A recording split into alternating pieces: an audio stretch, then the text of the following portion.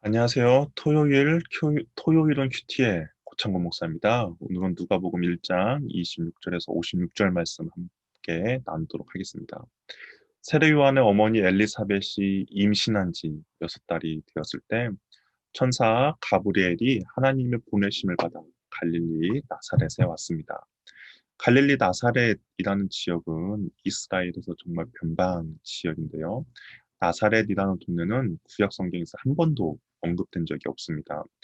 예루살렘에 비해 보잘것도 없고 가난한 사람들이 사는 지역이라 할 수 있는 바로 시골 동네인데요. 여기에 다윗의 자손 요셉이라는 사람과 약혼한 처녀가 있었는데 바로 마리아입니다. 우리가 27절을 보니까 처녀라는 단어가 두 번이나 반복된 것을 볼 수가 있습니다. 어떻게 보면 정말 결혼하지 않는 상태임의 여자임을 강조하고 있는 것이죠. 그녀에게 가브리엘이 28절 뭐라고 말하고 있습니까?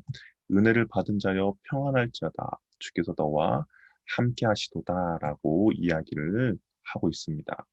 그러면서 네가 잉태하여 아들을 낳을 것이고 그 아이는 지극히 높으신 이의 아들이며 그의 나라는 영원할 것이다라고 말해주고 있습니다. 정말로 이 내용만 보면 마리아는 정말 복받은 인생이구나. 하나님 은혜가 넘치는 것처럼 보입니다.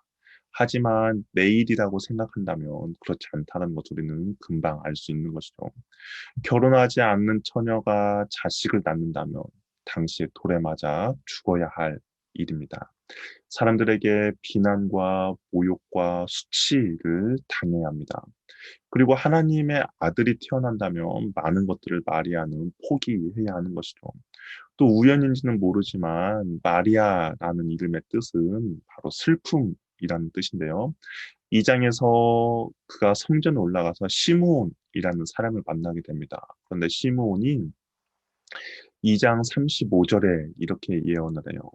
칼이 네 마음을 찌르듯 하게 될 것이다 라고 이야기를 합니다. 이는 훗날 아들이 십자가에 못 박혀 죽게 됐을 때 그 부모의 마음이 어떤 것인지를 보여주는 내용인데요. 우리가 이런 말이 있습니다. 부모가 죽으면 땅이 묻지만 자식이 죽으면 바로 부모의 가슴에 묻는다라고 하는데 과연 이것이 마리아에게 은혜이고 복받은 인생이라 할 수 있는가라는 생각을 우리가 하게 됩니다. 누군가가 남부러운 좋은 직장에 다니다가 정말 관두고 선교사로 헌신한다. 그리고 오지로 간다고 하면 주변에서 칭찬과 격려의 이야기를 듣습니다. 정말 좋은 일이구나. 하나님이 기뻐하실 것이다. 대단하구나. 그러면서 진심으로 축복해 줍니다. 그런데 입장을 한번 바꾸어서 내 자녀가 남들이 부러워하는 좋은 직장을 다니다가 선교사가 된다면, 사역자가 된다면 대부분의 부모님들은 이렇게 말을 하죠. 정신 좀 차려라. 네가 아직 세상 물정을 몰라서 그렇다. 좀 더 기도해 보자라고 합니다. 심지어는 교역자를 찾아와서 자녀의 마음을 바꾸어 줄 것을 요청하기도 하는 것이죠. 가브리엘 천사의 소식은 마리아에게 전혀 하나님 은혜로 다가오지도 않고 평안하지도 않는 내용이라 할 수 있습니다. 마리아의 그런 마음을 알았는지 가브리엘 천사는 30절에 뭐라고 말합니까? 두려워하지 말라라고 이야기합니다. 그러면서 다시 한번 하나님의 은혜를 입었다라고 다시 한번 말을 하고 있습니다. 하나님의 은혜는 나의 생각과 전혀 다른 길입니다. 오해와 갈등이 있습니다. 그럼에도 은혜라고 말을 합니다. 마리아가 천사라 아들을 낳은 일은 결국에는 부활의 영광으로 이어지는 유일한 길이기 때문인 것이죠. 인생은 고난의 터널을 지나 은혜의 목적지에 도달하게 된다는 것입니다. 그러면 우리는 과연 그 은혜의 길을 어떻게 가야 할까요? 가브리엘 천사는 거기에 대해서 무엇이라 말하냐? 35절 성령의 능력으로 그 길을 갈 수 있다라고 말합니다. 그리고 37절에 모든 하나님의 말씀으로 갈 수 있다라고 이야기를 하고 있습니다. 포기하고 싶고 관두고 싶을 때 성령의 능력이 우리를 도와줄 것이며 하나님의 말씀만 붙들고 나아갈 때 그 말씀이 우리를 이끌고 간다는 것이죠. 은혜의 길은 하나님이 함께 하는 길이고 성령의 도우심이 있으며 말씀의 길이라는 것입니다.